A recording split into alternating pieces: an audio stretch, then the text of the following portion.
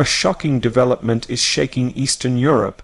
Belarus, long walking a fragile tightrope between independence and dependency, may now be on the verge of being pulled directly into Russia's brutal war in Ukraine. This twist could alter the balance of the battlefield and destabilize the region in ways the world is not yet prepared for.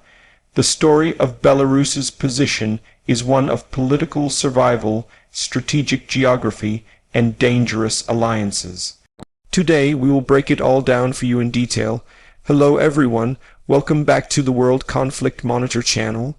If you haven't subscribed yet, please make sure to hit that subscribe button and join us as we track the biggest shifts in global conflicts, wars, and power struggles that are shaping the future of our world. To summarize the story first, Belarus under Alexander Lukashenko has been balancing for years between its sovereignty and Moscow's grip. Since the start of Russia's full-scale invasion of Ukraine, Belarus has provided territory for Russian troops and missile launches, but has stopped short of sending its own army into the conflict. However, recent developments, including joint military exercises, increased Russian troop presence inside Belarus, and pressure from the Kremlin, suggest that Minsk might no longer be able to keep itself out of the direct line of fire. This creates a volatile situation. If Belarus officially enters the war, it not only risks becoming a new battlefield, but also faces political unrest at home, severe Western sanctions, and even the possibility of collapse. Think of Belarus's geopolitical role as an exterior design. On the outside, Belarus looks like a solid extension of Russian influence, a landlocked nation bordered by Russia to the east and Ukraine to the south, with close economic and security ties to Moscow. The exterior, so to speak, is built on the foundations of dependency. Russia provides Belarus with cheap energy, financial aid, and political backing, especially after Lukashenko's brutal crackdown on mass protests in 2020. From the outside, Belarus looks like a loyal ally, a willing partner that allows Russia access to strategic corridors into Ukraine, but exteriors can be deceptive. Beneath that facade lies a fragile state, where public opinion is largely against the war, where the economy is suffering, and where Lukashenko's legitimacy remains shaky. The outside may look strong, but cracks are beginning to appear in the walls. Now let's step into the interior. Inside Belarus, the situation is much more complex than what Moscow wants the world to believe. The interior is short, tense, and unstable. Ordinary Belarusians do not want war. Polls and underground reports show that a vast majority of the population opposes sending troops into Ukraine. The army itself is small, poorly equipped compared to Russia's forces, and morale is low. Many Belarusian soldiers see Ukraine not as an enemy, but as a neighbor. Furthermore, the opposition in exile, led by figures like Svetlana Tsikhanouskaya, continues to push for international support, calling Lukashenko's cooperation with Russia illegitimate. The interior, therefore, is fragile, held together not by unity, but by fear and authoritarian control. When we examine performance, we need to measure Belarus's actual ability to deliver in this war scenario. In terms of performance on the battlefield, Belarus is weak. Its armed forces number around 45,000, but only a fraction are combat-ready. Equipment is outdated Soviet-era hardware, training has been inconsistent, and the army has little modern battlefield experience. Compare that with Ukraine, whose forces have been hardened by years of conflict since 2014 and heavily supplied with advanced Western weapons. Belarus's military performance would likely collapse quickly under direct confrontation. The only performance that Belarus has been able to provide effectively so far is logistical support, hosting Russian forces, allowing missile launches from its territory, and letting Russia use its railways and air bases. In performance terms, Belarus is less a fighter and more a stage, a platform for Russia's war, not an independent actor. Safety features become the next key question. In this metaphorical review, Belarus's safety features are almost non-existent.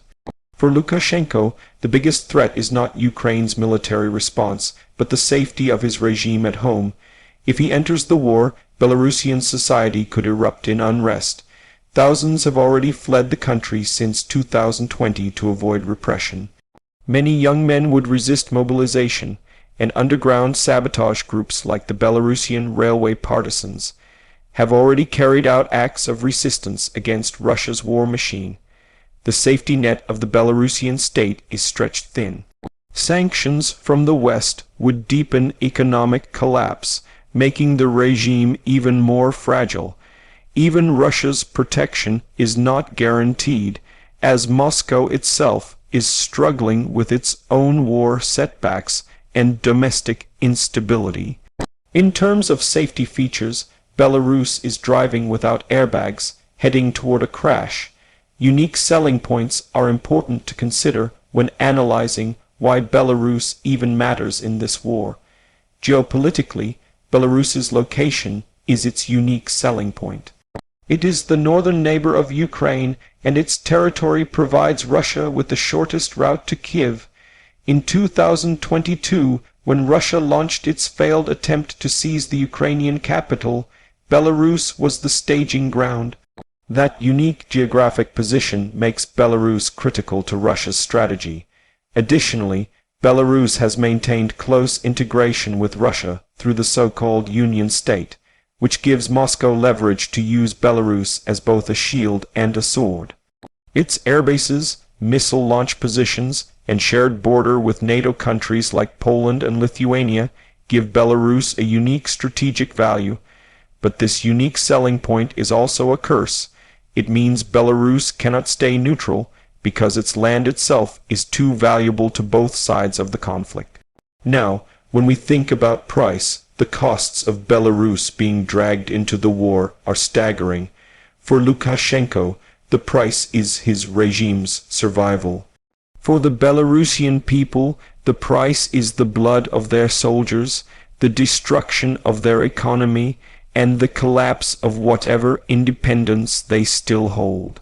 For Russia, the price is the risk of spreading its already overstretched resources even thinner, as it would need to support Belarus both militarily and economically. For the West, the price is managing yet another front in this war, potentially having to prepare NATO for escalations along the Belarusian border.